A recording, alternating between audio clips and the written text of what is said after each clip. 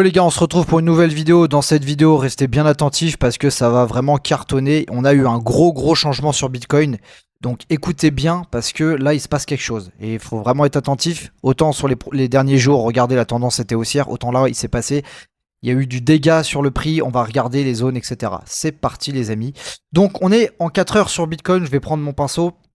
Donc, alors, juste pour savoir, juste pour vous rappeler le contexte, on était donc dans ce flux qui était haussier, hein, je rappelle quand même, depuis un petit moment. Donc, c'est-à-dire que là, alors je vais enlever ça, on avait des creux qui étaient ascendants, un creux ascendant, un creux ascendant, un creux ascendant, un creux ascendant, un creux ascendant, ok. Et on est venu jusqu'à la dernière zone de fair value gap qui était très importante de tout le mouvement qui se correspond aussi à la RLZ qui était par ici. On est venu chasser les sommets non-stop. On a pris un sommet, deux sommets, trois sommets, quatre sommets, cinq sommets, six sommets. Et là, on a eu une réjection très violente cette fois-ci. Donc attention parce que là, il y a un signal de top qui est assez important. Je vais être honnête avec vous. Et du coup, bah, on a cassé ce qu'on appelle un breaker. On a fait un breaker, c'est-à-dire que là, le dernier creux ici, en l'occurrence, c'était plutôt celui-là. Ici, on a fait un autre creux. On est vraiment venu casser cette tendance. Donc, tac, on a accéléré à la baisse. Et là, on est définitivement en train de perdre le deuxième creux. Donc, on est passé d'une tendance haussière, avec des creux de plus en plus hauts, à quelque chose qui vient casser, donc, à l'inverse, maintenant, peut-être des sommets de plus en plus bas. Vous voyez ce que je veux dire? Pour vous donner un peu l'idée. Voilà. Donc, bah écoutez, gros changement, hein, parce qu'on était dans un flux haussier, et de ce qu'on voit là, on serait sûrement peut-être entré dans un flux baissier. Alors, il faut savoir que là, si on rentre cette fois-ci dans un flux baissier, on a des grosses probabilités de venir cette fois-ci chercher tous les lots, c'est-à-dire celui-ci, celui-là il a été pris, celui-ci qui n'a pas été pris, celui-ci et celui-ci. Donc en fait, ça fait 1, 2, 3. Ouais, c'est un equal low. 1, 2, 3, 4, 5 lots. Donc ça fait quand même toute cette trendline à venir chercher. Et du coup, ça ramènerait le prix du Bitcoin assez bas. Donc, premier objectif, ce serait 65 000 $, le plus bas du mois passé. Et bah, non, le vrai objectif, je pense, c'est ce plus bas là, à 59 000 $. Donc attention, parce que bah, les news de guerre n'ont pas renforcé le prix.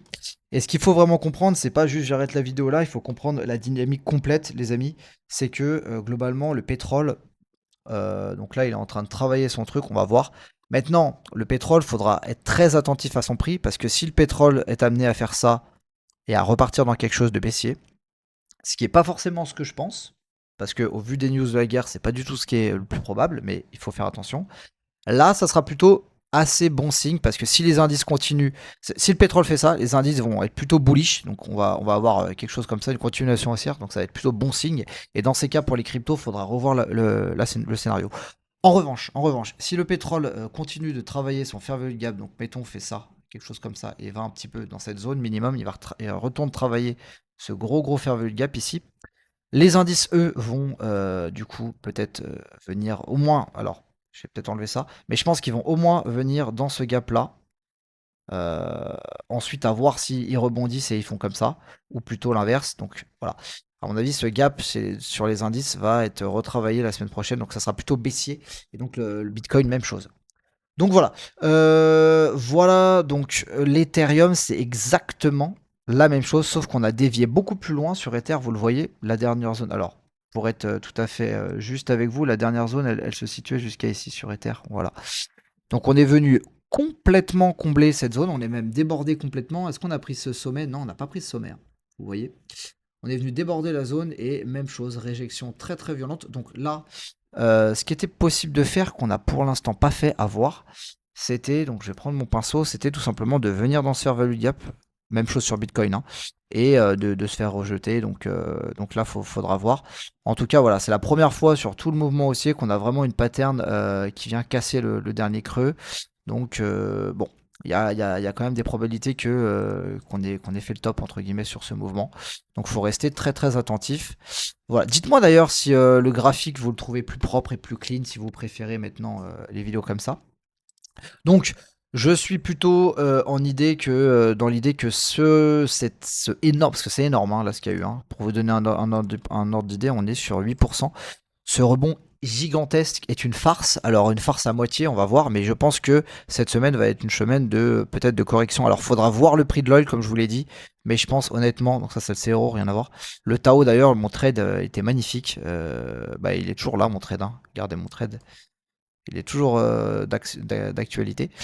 Et voilà, donc tout va se déterminer sur l'oil et le Bitcoin va suivre. Alors bon, je peux vous mettre rapidement, et après on va passer sur autre chose, en une semaine, parce que ça peut être toujours intéressant. Donc on a comblé tout le dernier bout de fair value gap, là en 4 heures, on va pas. En weekly, il n'y avait plus de fair value gap.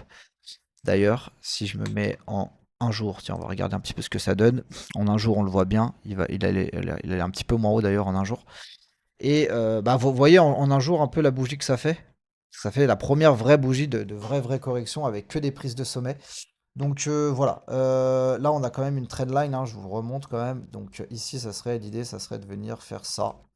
Alors pas en un coup, hein, je suis un peu dans l'excès, peut-être quelque chose comme ça, et puis de casser complètement cette trendline. Et de reproduire ce qui s'est passé ici, hein. Regardez comme on a fait, tac. Donc ouais, on pourrait faire ça en fait. Tu vois, une idée comme ça, on verra. Mais ça serait pourquoi pas l'idée du truc. Sur DeFi Lama, allez, on fait un petit point rapide. Sur DeFi Lama, les amis, la TVL n'a pas bougé, 95, donc bon, bah, stagned. Au niveau des ETF, c'est un tout petit peu mieux qu'avant. Pourquoi? Parce que on a eu encore une journée d'inflow, donc c'était le 6 avril, ça date quand même. On a deux journées d'outflow, mais léger. Et on a eu 2 journées d'inflow qui sont correctes, mais pas, bon, pas délirants, mais corrects. 400 et 300 millions. Pour moi, à partir de 600, 700 millions, c'est des inflows qui sont assez conséquents, assez intéressants. Et dans l'idéal, des vrais inflows vraiment marquants, c'est à partir du milliard. Voilà. Donc pour moi, voilà, c'est encore un petit peu léger. Donc au niveau interinstitutionnel, on est encore sur quelque chose d'assez léger. Je dirais pas aucun, mais je dirais léger. Et j'ai peur qu'avec le mouvement qui a pris place ici, on va plutôt avoir des outflows, à mon avis. À mon avis, à l'ouverture lundi, mardi, cette semaine va être plutôt une semaine d'outflow. À voir si on a des grosses barres ou si c'est des petites barres, c'est que l'intérêt n'y est pas. Si on voit des barres genre 800 millions, 900 millions, 700 millions d'outflow, bon bah là c'est qu'on sait que les instituts vendent. Au niveau de la stablecoin market cap, c'est pas dégueulasse parce qu'en fait on monte tout doucement. Ça fait un moment qu'on fait ça, mais on monte tout doucement, mais on monte. Vous voyez ce que je veux dire? On monte pas avec des coups de milliards par semaine, mais tac, on monte tout doucement, on monte. Donc ça continue d'accumuler, de mettre de l'argent sur la DeFi, donc c'est plutôt une bonne chose pour la suite. Ça c'est sûr et certain. Et on va regarder sur le mois, bon, il y a beaucoup de merde comme protocole. Là, on va avancer un petit peu. Voilà, on va regarder un petit peu les protocoles qui ont vraiment performé. Bon, il n'y a pas grand chose. Altura, ok, le SD, avec un petit peu de capitalisation, sinon c'est pas très intéressant. 34, etc. Réservoir protocole, est-ce qu'on a des trucs? Ouais, il n'y a pas grand chose d'intéressant non plus. On va repasser en catégorie, pardon, TVL, ça sera plus intéressant. Donc voilà, on a ça, Securize, je sais pas ce que c'est. Spark 5 qui a pris cher, hein. Putain, Spark 5 comme ils ont pris cher, je sais pas pourquoi. Mondo Finance qui s'en sort bien, bref. Voilà le petit tour de la finance décentralisée. Je vous souhaite une bonne journée les amis et faites attention à votre trading.